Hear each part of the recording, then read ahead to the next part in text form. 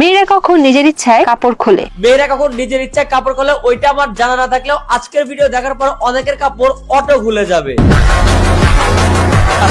Disclaimer, টিকটকারের সাথে টিকটকারের মেলা, video দেখে অজ্ঞান হতে পারে কারণ জমবে মজার খেলা। আজকে একটা বিরাট ফাটাফাটি হইব। আজ একটা বিরাট ফাটাফাটি হইব। রোস্টার নাকি উপস্থাপিকা এতদিন মনে ছিল ডাউট, এতদিন পর কনফিউশন দূর হলো, এখন দেখি পুরাই একটা টাউট। কেন এগুলো জিজ্ঞেস করতেছো? তোমাদের ভিউ বাড়ানোর জন্য? গাঁজা খেয়ে নেশা না করলেও ভিউ বাড়ানো তার নেশা, হোস্টের নামে রোস্ট করে পেট চালায় এইটাই তার পেশা। দুই ঠ্যাং ছড়াইয়া মাঝে দিল ভরিয়া, আপন কাজ করিয়া ওর পরে দেয় ছাড়িয়া। বল। হোস্টের নামে তাদের হাতে থাকে বেগুন গাজর শশা, ব্রেড নামক তাদের কিছু না থাকলেও আজকে রোস্ট হবে খাসা। যারা পচার তারা পচে যায়, আমি তো প্রশ্ন করি। প্রশ্নের সাথে তোমার হাতে কেন থাকবে বেগুন, এর জন্যই আজকে তোমাকে রোস্ট হইতে হবে, পেছনে জ্বালাইছি আগুন।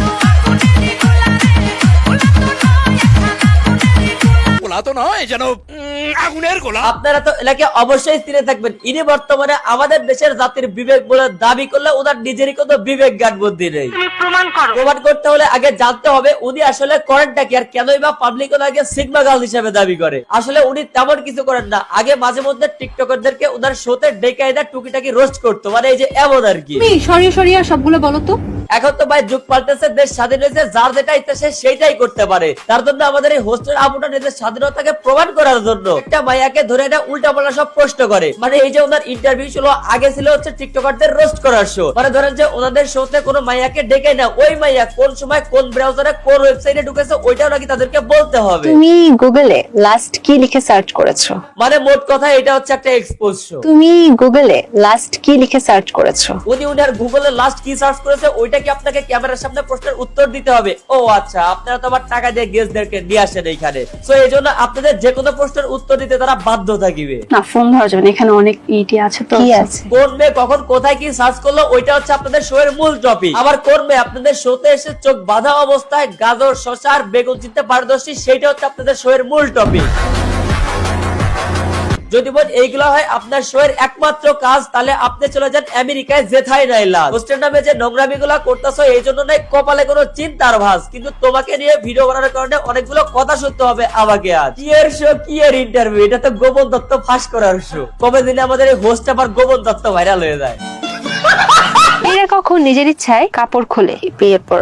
এটা আমি আমার পার্সোনাল অপিনিয়ন শেয়ার করতেছি, এটা নষ্টামি ছাড়া আর অন্য কিছু হতেই পারে না। প্রথমের দিকে যখন এই আপা শোটা শুরু করে তখন টিকটকারদের ডেকে এনে তাদেরকে ইনডাইরেক্টলি রোস্ট করা হয়তো, যার কারণে আমার পছন্দের তালিকা আমাদের এই হোস্টটা পাও ছিল। কিন্তু বর্তমানে ওদের কার্যকলাপ দেখে আমার নিজের কাছে আমার নিজেরই লজ্জা লাগতেছে ভাই। এই সব দিকে এই সমস্ত কন্টেন্ট ক্রিয়েটররা কি টাকার বিনিময়ে এই সমস্ত শোতে এসে প্রশ্নের উত্তর দেওয়ার জন্য। সব থেকে অবাক করা বিষয় হইতেছে অনেক সুশীল এবং ভালো কন্টেন্ট ক্রিয়েটর রয়েছে যারা এগুলো দেখার পরে এই সমস্ত শোতে যাবে শুধুমাত্র টাকার জন্য। তুমি বলেছিলে টাকা থাকলে জামাই লাগে না, জামাইয়ের কাছে টাকা কিভাবে পূরণ করে? দুইটা এক জায়গায় হয়েছে, এবার তো এই শোটা brothers.com এ পরিণত হবে নাকি তখন আবার জামাই কিনতে পাওয়া যায় একদিনের জন্য? কোনটা? মেশিন বের হয়েছে। মানে ভাই ওদের চিন্তা ভাবনা দেখেছেন, ওরা তো মনে করতেছে ওরা ইউরোপ আমেরিকায় বসে এই শোটা করতেছে। ভাই এটা বাংলাদেশ। ওর মাঝে ঢুকিয়ে নাড়াচড়া করে, কখনো বোঝে কখনো খুলে থাকে ঘরে।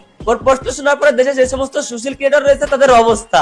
লাঠি দিয়া নেটওয়ার্কের বাইরে আলাই দিব তোরে। তুমি খেলাধুলা পছন্দ করো? হ্যাঁ, অনেক পছন্দ করি। কি ধরনের খেলাধুলা পছন্দ? সব ধরনের। তুমি ছোটবেলা থেকে এই সব খেলাতে চ্যাম্পিয়ন।